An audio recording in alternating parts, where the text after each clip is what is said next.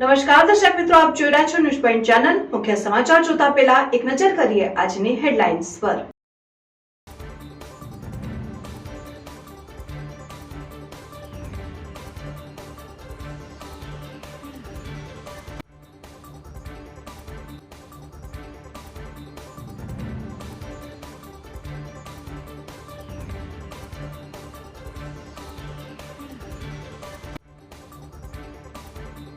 પાલનપુર નગરને પીવાનું પાણી પહોંચાડતી થરોઈની મુખ્ય પાઇપ કેનાલમાં ભંગાણ, 20 ફૂટ ઊંચા ફુવારા ઉડતા લાખો લીટર પાણીનો વેડફાટ।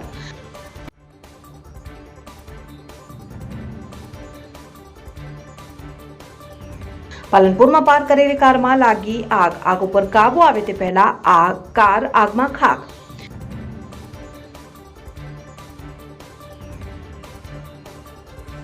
ભાભરના ઊંડાઈ ગામે શાળાના બાંધકામ સામે ગ્રામ લોકોનો વિરોધ। કોન્ટ્રાક્ટર દ્વારા ગુણવત્તા વિનાની કામગીરી થતી હોવાના ગામ લોકોએ કર્યા આક્ષેપો।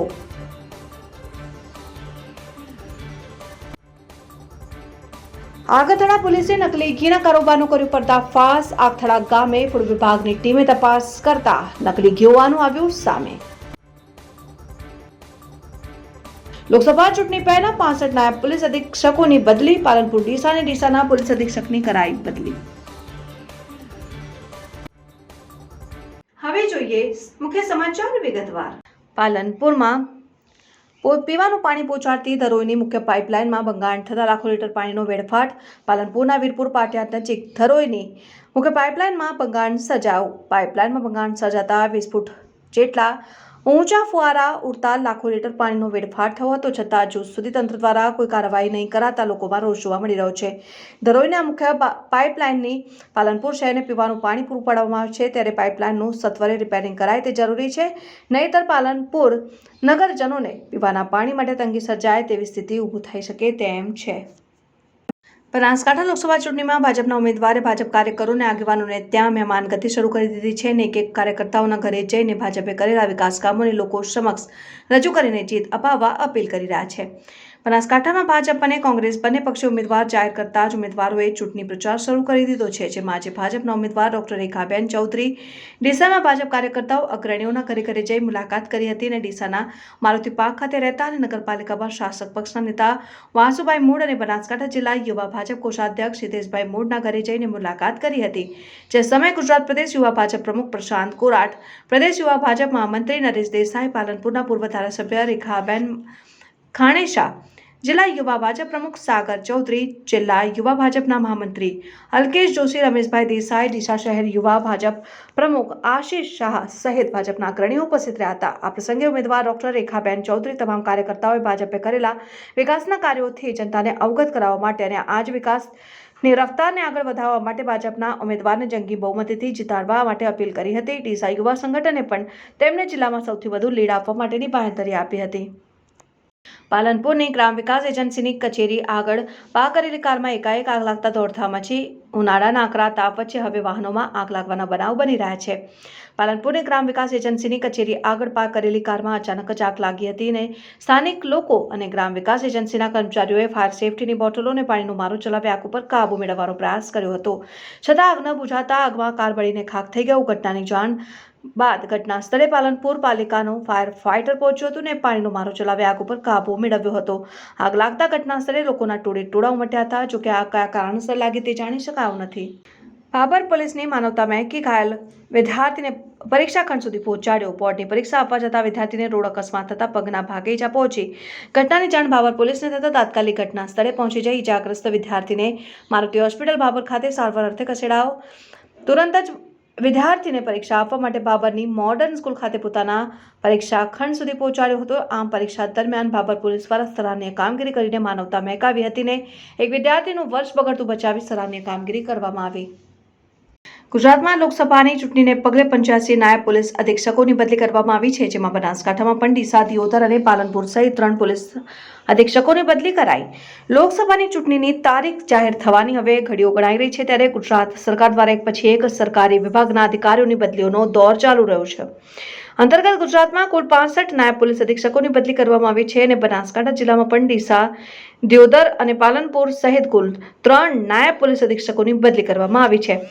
ડીસા વિભાગના નાયબ પોલીસ અધિક્ષક ડોક્ટર કુશાલ ઓઝાની ભરૂચ જિલ્લામાં અંકલેશ્વર વિભાગીય પોલીસ અધિકારી તરીકે બદલી કરવામાં આવી છે અને સુરત GUVNL સિક્યુરિટી અને વિજિલન્સ વિભાગમાંથી CL સોલંકીની ડીસા વિભાગના નાયબ પોલીસ અધિક્ષક તરીકે નિમણૂક કરવામાં આવી છે.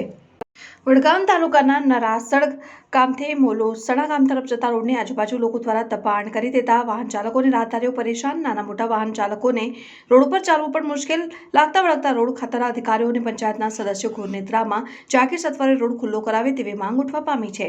વડગામ તાલુકાના માલોસણા ગામથી નરાસણ ગામ તરફ જવાના રસ્તાની આજુબાજુ લોકોના મકાન આવેલા છે અને અમુક લોકોના દ્વારા રોડની સાઈડમાં ઉકરડાના ઢગલા કરી દેતા નાના મોટા વાહન ચાલકો રાહદારીઓને ચાલવું મુશ્કેલ બન્યું છે. રોડની સાઈડમાં પશુઓને બાંધી દેતા રોડ પર અકસ્માત સર્જાય તેવી વાહન ચાલકો અને રાહદારીઓને અકસ્માતનો ડર સતાવી રહ્યો છે. જાગૃત નાગરિક અને લોકો દ્વારા વારંવાર તંત્રને રજૂઆત કરવા છતાં હજુ કંઈ પગલાં લેવામાં આવ્યા નથી.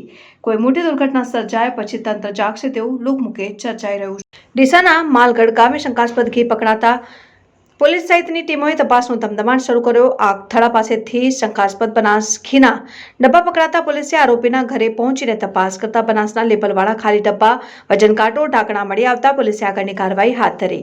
આગથળા પોલીસ આજે ડીસા થરાદ હાઈવે ઉપર પેટ્રોલિંગમાંથી તે સમયે ડીસાથી થરાદ જઈ રહેલી એક ગાડી શંકાસ્પદ જણાઈ હતી, જેથી ગાડીને થોભાવીને તલાશી લેતા તેમાંથી શંકાસ્પદ નકલી ઘીના ડબ્બા મળી આવ્યા હતા. પોલીસે ઘીનો જથ્થો લઈને જઈ રહેલા માલગઢ ગામના દેવા માળી નામના યુવકની પૂછપરછ કરતા તેની જગ્યાએથી કોઈ જ બિલ ન મળતા શંકાસ્પદ નકલી ઘી હોવાનું જણાવ્યું, જેથી પોલીસે તરત ઘીના જથ્થા સહિતની શખ્સની અટકાયત કરીને ત્યારબાદ આ મામલે આગથળા પોલીસે વધુ તપાસનો દોર શરૂ કર્યો છે. તરત જ બનાસ ડેરીની ટીમ તેમજ પાલનપુર ફૂડ વિભાગને પણ જાણ કરી તરત જ બોલાવી હતી અને આરોપી દેવામાળીને લઈને ડીસા તાલુકાના માલગઢ ગામે તેના ઘરે પહોંચી હતી, જ્યાં તપાસ કરતા દેવામાળીના ઘરેથી બનાસ ઘીના લેબલવાળા ખાલી ડબ્બા અને ઢાંકણા અને વજન કાંટો મળી આવ્યો હતો, જેથી પોલીસે આ તમામ મુદ્દા માલ જપ્ત કરીને આ મામલે આગળની તપાસ હાથ ધરી છે.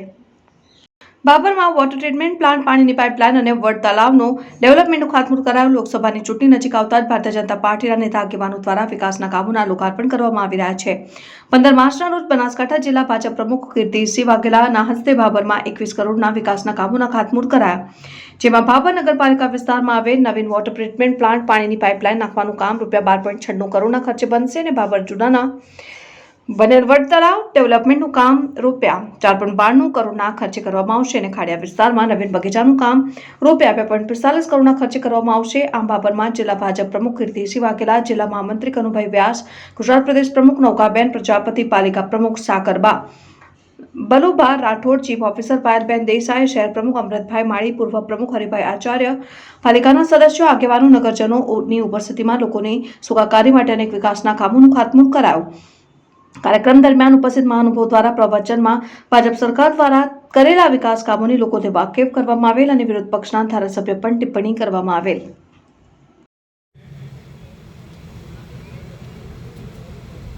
આપણા વિકાસ પુરુષ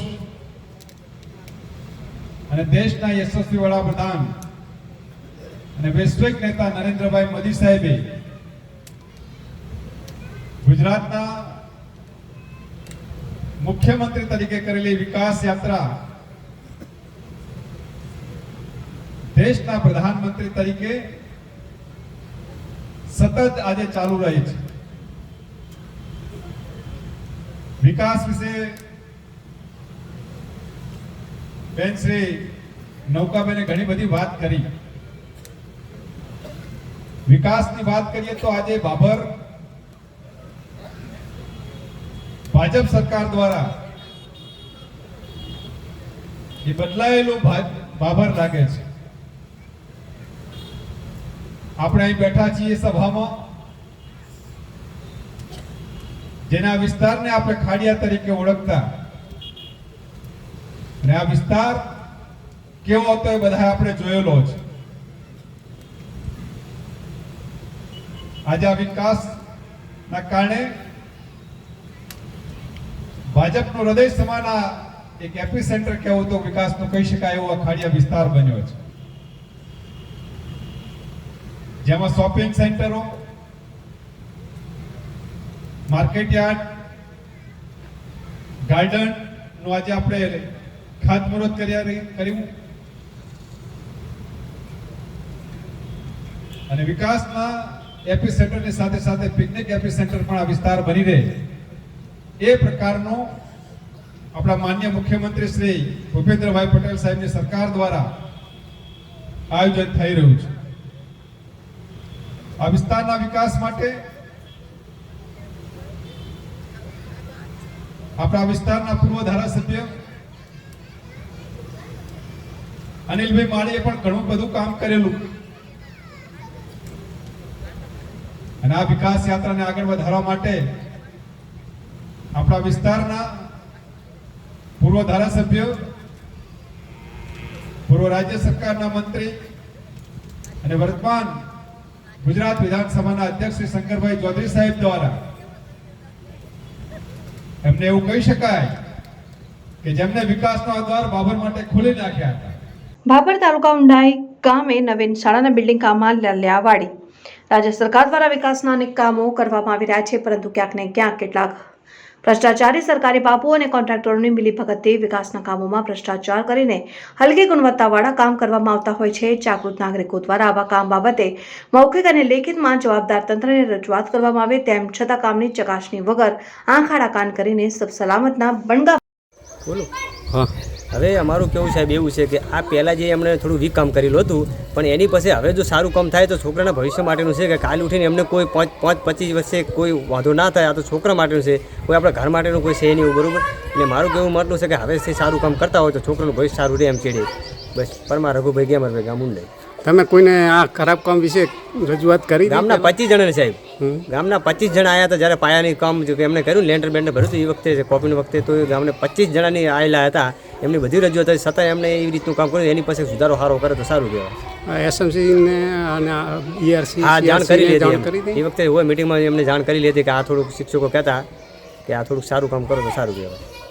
કેટલાનું અંદાજે કામ હશે આ કામ સાહેબ એવું લાગે છે મને એમ છે કે 25-30 લાખનું કામ હશે એવું અંદાજ લાગે છે મને. પણ એ ટાઈપનું જો થોડુંક સારું કામ બંધકામ કરે તો છોકરાનું ચેડી એમ કે સારું કામ કરી આપે તો છોકરાનું ભવિષ્ય જોખમ બીજું ના રહે એમ પાછળથી. કોન્ટ્રાક્ટર કોણ?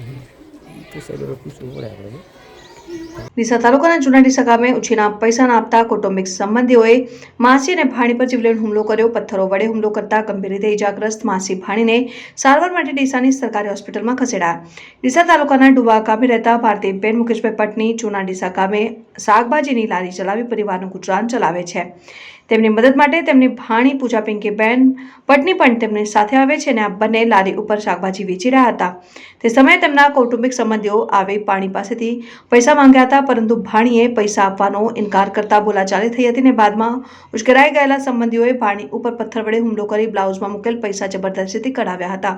આ ઘટના જોતા તેની માસી છોડાવવા વચ્ચે પડતા તેમના ઉપર પણ જીવલેણ હુમલો કર્યો હતો અને 2 મહિલાઓ સહિત 5 લોકોએ પથ્થરો વડે હુમલો કરી આરતી બંને માથાના ભાગે ગંભીર ઇજા પહોંચાડી હતી. જ્યારે પૂજાબેનના પણ વાળ ખેંચી ઉખાડી દઈને બ્લાઉઝ ફાડી જબરદસ્તી કરી હતી અને બનાવને પગલે આજુબાજુના લોકોએ દોડી આવી માસી ભાણીને વધુ મારમાંથી બચાવ્યા હતા અને ગંભીર રીતે ઇજાગ્રસ્ત બંનેને સારવાર માટે ડીસાની સરકારી હોસ્પિટલમાં ખસેડ્યા હતા.